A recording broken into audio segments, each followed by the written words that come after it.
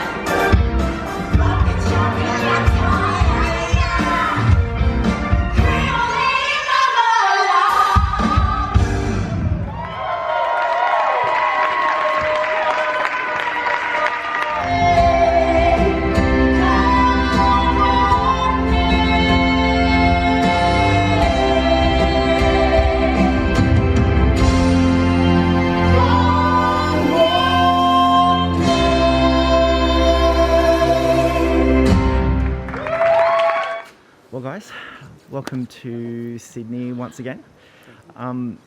It's quite amazing to think that Baz Luhrmann's film only shot down the road 21 years ago. What was your first experience with the film, and how did it inspire you guys?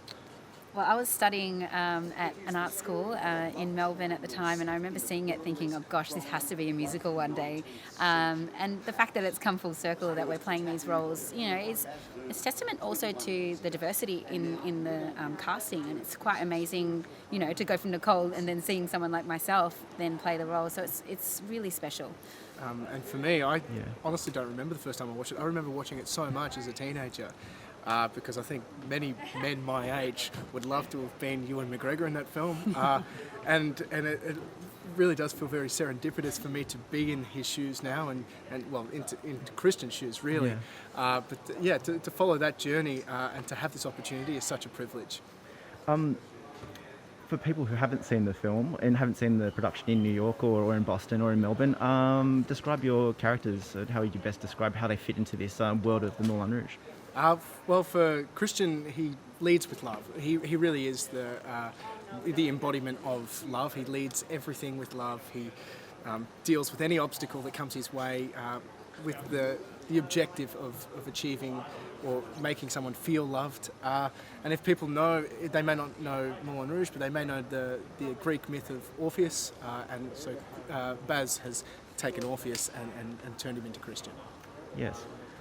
And for the role of Satine, I've discovered so many different layers with her. She's got so many different masks that she wears and personas that she has to portray because of one, rescuing the club from falling apart, but then also, letting her guard down when she allows love of Christian to come in, and then also the performer as well. So she's got so much responsibility to hold on, but also dazzle audiences at the same time. I found the character of Satine really fascinating and intriguing because number one, she's got this fabulous aura, courtesy of Nicole Kidman, obviously. That's why I've cast you, obviously, as well. But there's complexity to her as well because she's got going through lots of tribulations and stuff like that. What was your process like in embodying that character and getting into that kind of mode? And how did you go about that? Yeah, it's definitely developed over the time we've been playing. Things that she's dealing with is she's dealing with tuberculosis and she's dying and you're facing your mortality. And, I think in life there's so many things that have happened to me, losing people or, having a child or all these elements that I can connect to emotionally that feed the character's emotional journey, which has been an incredible process and really sort of life awakening in a way. I remember in the Broadway production, the principals were talking about how to play the role with a tuberculosis and coughing and stuff like that. Have you found that kind of process? Has it been interesting? Or Yeah, I remember almost getting a cold, and I was like, "Oh gosh, this is really coming on." No, but it's it is a method, keeping it at bay. But it is challenging because you technically have to be able to sing as well. So I'm literally clearing my throat after I've coughed to be able to sing as well. So you have to manage that, but I've managed to be okay with that so far. Yes. And as for you, Des, there's this wide-eyed, optimistic kind of the love of falling in love, basically, with Christian's character, and I guess it's exhibited a lot with Ewan McGregor's character. Yeah. I think you're very well cast in this, even compared to the Broadway production. So you've got that kind of wide-eyed optimism. How have you gone about creating that character? Did you use Ewan McGregor's kind of performance a little bit, or? I feel like I naturally sit in that kind of character anyway. Yeah. How have I gone about it? I've really kind of discovered a bit of an ego with Christian, and an ego not in a negative connotation of sorts. It really wasn't had to adopt an ego of sorts where I just had to be so unapologetic about the way I behaved on stage, the way I expressed myself physically, vocally, and emotionally. And I really think that's the key to Christian, is just to be so unabashed with everything, that he doesn't see an obstacle. He just overgoes it, just runs it over the top of it, just to achieve what his objectives are. Yeah. Alinta, you've obviously played lots of strong female characters before with, West Side Story, and you've got Velma in Chicago, obviously Anita in West Side Story. What different aspects have you got to explore with Satine's character as opposed to, that's been different compared to your past roles? Yeah, as I said before, facing mortality is a huge thing. It's not something that I think about every day, but, as you get older, life happens and things change and time is so precious and those connections with people have got ever so more important, and you really relish those things now, and I think it reflects a lot on what that is to me in my life, and those things come up within the character and the storytelling and I don't know, connection. Yeah. There are 70 or more songs in this production, weaved together by Justin Levine, miraculously. What has that been like, dealing with all that? Obviously the fabulous staging as well and all the moving parts. Does it give you room to have a bit of creative freedom to improvise a little bit? Or yeah, absolutely. It was a privilege for us while we were rehearsing the show to have him in the room, and he spoke to us about how he came up with the conversation, I guess, of the lyrics that he's put in. But I find probably what the most liberating thing about what he's done is he hasn't just referenced musicals. He's changed lyrics. He's changed how they've portrayed, and for instance, Crazy by Niles Barkley is quite an upbeat song, and so in terms of freedom, because he's used such brilliant lyric, it really helps us drive the story and tell the story as best we can. At no point does it ever feel inhibiting. And it's same like for instance, for me, Katy Perry's song Firework is a song that you'd go, oh, it's like this teenage boppy, song that people would hear. And I have listened to it through such different lenses because of the journey of Satine and where she's at and the context of it in the show, that people are sort of open their ears up to the song in a very different way when they receive it, and they're like, oh, I would never imagine that song done in that way, and it's really effective in that sense to the audience. I know the Elephant Love Medley constructed very differently in this particular show, because I know Justin Levine was talking about having juxtaposition between your lyrics and yours, Des. So how's that been? Because it's different from the film, but it's also like an anti-love versus a love kind of song. Yeah. So how's it been performing that? Do you have a favourite kind of songs? It actually is probably my favourite moment of the show. Yeah.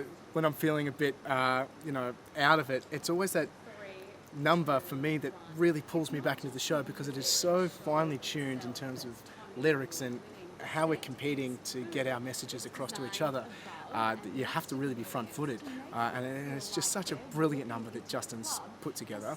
I mean, obviously it came from the movie musical originally, but yeah, he's really embellished it, and I really feel it's such a fully fledged argumentative piece, but driven with love.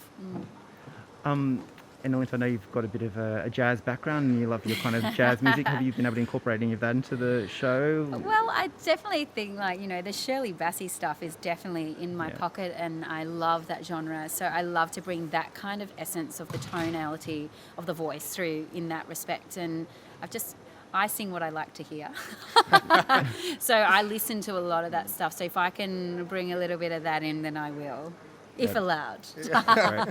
Baz Luhrmann's in town. He's going to be debuting his new movie, Elvis. I know he did meet you guys at the start.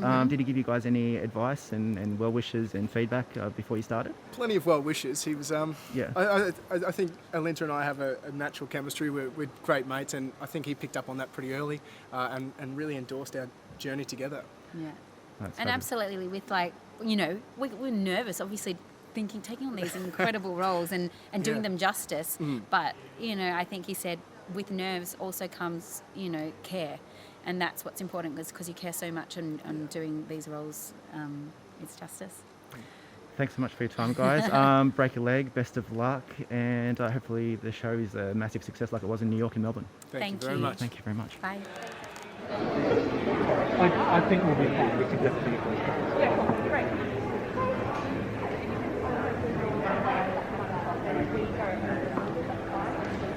It's no stress. Plus I set up things Thank you. and you're with it all the time. You sit down and go through Oh, yeah, that's it. That's nice. Greetings once again, guys. Just got out of the media call for Moulin Rouge, the new production in Sydney at the wonderful Capitol Theatre. Now, it is based off the original film from 2001, directed by Baz Luhrmann. And my first thoughts from what I've seen so far, it looks incredible. Just as soon as you walk into the Capitol Theatre, that staging is remarkable. I've seen quite a few Broadway shows, and this is definitely a standout. The staging and set design is courtesy of Derek McLean, who's also been responsible for quite a few Oscars. It's phenomenal. Wow, might even look better than the real Moulin Rouge itself. It's wonderfully lit, and it just really transports you into another world. I think you could just spend hours just kind of admiring the ambience in there. It is fantastic. Then the show starts, and wow, great performances. I'm probably talking first about Alinta, Chidzey and Des Flanagan. They got some great chemistry, and they definitely have that emotional attachment to those roles. Great performances so far from what I've seen, great vocals, and that wonderful ability to emote through their performance. It's vital and fantastic. I think it's phenomenal. Simon Burke is probably the other one to note. He is Harold Zidler, who is essentially a bit of the ringmaster of the show. Unlike the movie production, this particular show really throws you into the Moulin Rouge from the start, and I guess it's Simon Burke's job to really get the audience participating, and it's fabulous work by him as well. The lyrics and the songs, there's over 70 songs encapsulating 100 years of popular music, which is quite phenomenal, and they're all threaded together in an intricate way to tell this story. And it is an updated story from the original movie. There is a few additional highlights and low kind of moments that are developed from it, and it's quite an interesting adaptation. It is highly worth watching, definitely worth getting your tickets for this. Even if you have seen the film, highly recommend this production. It started in New York and has subsequently moved to Melbourne, but on the way it got multiple Tony Awards for directing, for composition, and even for the staging, let alone the performances. It was a resounding hit in New York, and even had a few shows in Boston as well as they were developing the production. So take advantage of this. It is a high quality Broadway show that is in Sydney currently before it heads back to Melbourne mid next year, but definitely check this show out. It looks phenomenal, it looks fantastic. I highly recommend it so far. Just to admire the staging, let alone the fabulous performances and costumes and outfits and dances and songs and lyrics. There's really something in it for everybody, and the songs, as I said, range for the last 100 years, so there's going to be definitely something for everyone there.